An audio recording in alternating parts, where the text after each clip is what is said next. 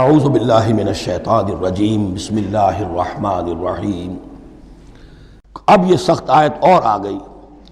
کتب علیکم القتال۔ اب میں نے کہا تھا نا کہ یہ لڑیاں جو ہیں چونکہ بٹی ہوئی ہیں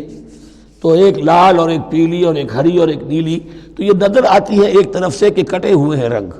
ان کو کھول دیں گے تو ہر لڑی مکمل ہو جائے گی، ایک گویا کہ تسلسل ہے۔ کتب علیکم القتال وہو کرہ لکم، مسلمانوں اب تم پر جنگ فرض کر دی گئی ہے اور وہ تمہیں گراں گزر رہی ہے۔ یہ مضمون اصل میں اس سے پہلے سورہ محمد نازل ہو چکی ہے اور اس میں قتال کی فرضیت آ چکی ہے، اس کا نام سورۃ القتال بھی ہے، لہذا اب اس کے حوالے سے کچھ لوگ جو ہیں وہ پریشان ہو رہے تھے، اور میں نے آپ سے عرض کیا تھا منافقین بھی یہی کہتے تھے کہ بھائی صلح جوئی سے کام لو، بس دعوت و تبلیغ کے ذریعے سے لوگوں کو ٹھیک راستے پر لاؤ، یہ جنگ ونگ جو ہے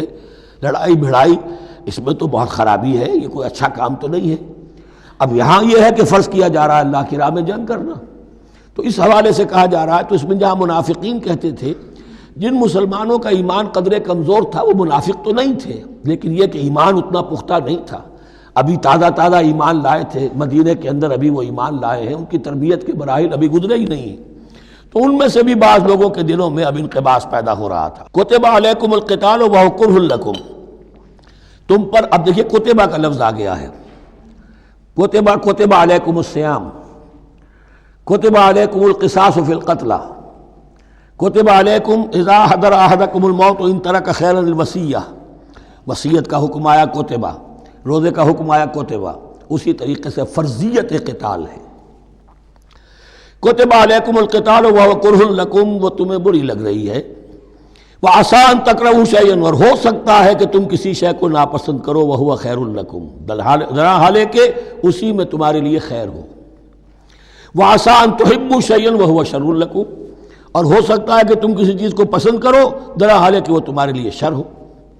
واللہ یعلم وانتم لا تعلمون، اللہ جانتا ہے تم نہیں جانتے۔ تم اپنی عقل پر ایمان نہ رکھو، تم اللہ کی وحی پر ایمان رکھو، تم اللہ کے رسول پر ایمان رکھو، جس وقت کے لیے جو حکم موضوع تھا اس وقت وہ حکم تھا، کفوا ایدیکم، 14 برس تک تمہیں قتال سے منع کیا گیا، اب فرض ہو رہا ہے قتال، اب تمہارے لیے لازم، وقت کا جو ہے امر الحال کو پہچانو۔ اللہ تعالی واللہ یعلم وانتم لا تعلمون، یسألونک عن الشہر الحرام قتال فیہ، اب جب جنگ کا حکم شروع ہو گیا تو اب وہ پوچھتے تھے کہ یہ جو مہینے حرمت والے ہیں، حج کا ہے، عمرے کا ہے، تو اس میں جنگ کرنا کیسا ہے؟ اس لیے کہ سیرت میں یہ واقعہ آتا ہے، وقت نہیں ہے تفصیل سے میں بیان کر سکوں، کہ نخلا کی وادی میں ایک مقابلہ ایسا پیش آ گیا تھا کہ وہ رجب کا مہینے کا بھی دن تھا اور اس میں ہی کوئی قتال ہو گیا، مسلمانوں کے ہاتھوں ہوا یا مسلمانوں کے اوپر ایسی سچویشن ہو گئی کہ انہیں مجبوراً وہ کام کرنا پڑا، اس پر شور اٹھا دیا۔ دیکھو ان لوگوں کا کیا حال ہے، بنے پھرتے ہیں اللہ والے، رسول والے، دین والے، آخرت والے، اور ان کا حال یہ ہے کہ یہ حرمت والے مہینے کے انہوں نے بٹا لگا دیا، اس میں جنگ کی ہے۔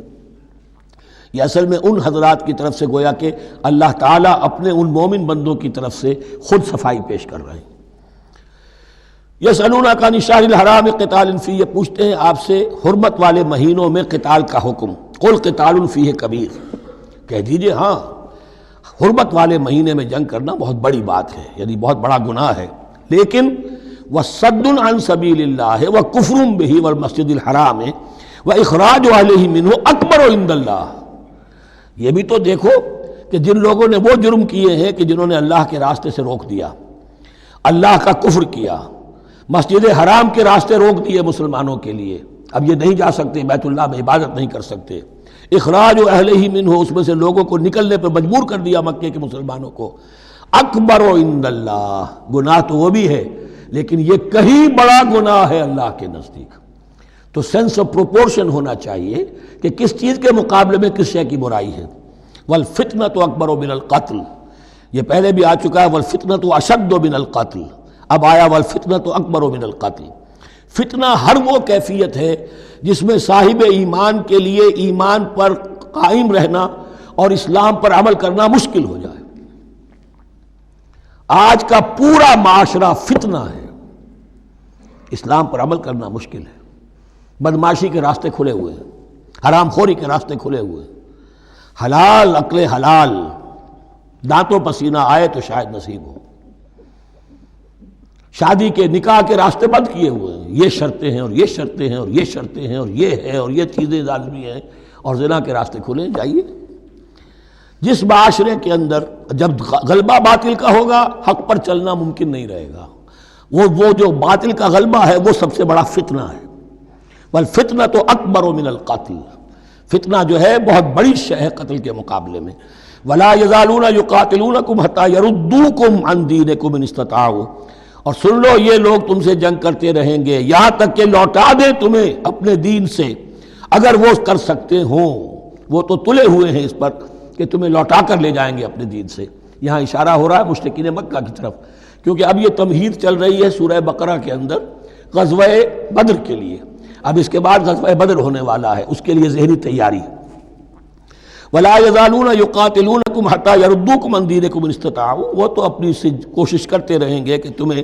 تمہارے دین سے پھرا کر لوٹا کر واپس لے جائیں اگر ان میں طاقت ہے۔ وَمَن يَرْتَدِدْ مِنْكُمْ عَنْ دِينِهِ، اور سن لو جو بھی کوئی تم میں سے پھر گیا، مرتد ہو گیا اپنے دین سے، فَيَمُتْ، اور اسی حالت میں اس کی موت آ گئی، وَهُوَ كَافِرٌ، کہ وہ کافر ہی تھا، فَأُولَٰئِكَ حَبِطَتْ أَعْمَالُهُمْ فِي الدُّنْيَا وَالْآخِرَةِ، تو یہ وہ لوگ ہوں گے کہ جن کے تمام اعمال دنیا اور آخرت میں حبط ہو گئے۔ پہلے کتنے ہی نیکیاں کی ہوئی تھیں، کتنے ہی نمازیں پڑھی ہوئی تھیں، کتنا ہی جو ہے انفاق کیا تھا، صدقات دیے تھے، کچھ بھی کیا، سب کا سب زیرو ہو جائے گا۔ وَأُولَٰئِكَ أَصْحَابُ النَّارِ هُمْ فِيهَا خَالِدُونَ، اور وہ ہوں گے جہنم والے اور رہیں گے اس میں ہمیشہ ہمیشہ۔ ان الذين آمنوا والذين هاجروا وجاهدوا في سبيل الله اولئك يرجون رحمت اللہ واللہ غفور رحیم، یقیناً وہی لوگ جو ایمان لائے اور جنہوں نے ہجرت کی اور جہاد کیا اللہ کی راہ میں، یہ وہ لوگ ہیں جو اللہ کی رحمت کے امیدوار ہیں۔ بڑا لطیف طنز ہے ان پر، جا رہے ہیں حرام کے راستے پر، اللہ رحمت فرمائے گا، اللہ رحمت نہیں فرماتا، اللہ کی رحمت کا مستحق بننا پڑتا ہے۔ اللہ کی رحمت کا مستحق وہی ہے، ان الذین آمنوا والذین ہاجروا وجاہدوا فی سبیل اللہ اولئک یرجون رحمت اللہ، وہ امیدوار ہیں اللہ کی رحمت کے، وہ امید کرے تو ان کی امید بجا ہے۔ واللہ غفور الرحیم، اور یقیناً اللہ تعالیٰ غفور الرحیم ہے۔ یسألونک عن الخمر والمیسر، اب دیکھیے یہاں سے شریعت کا جو بلو پرنٹ اب تیار ہونا شروع ہوا،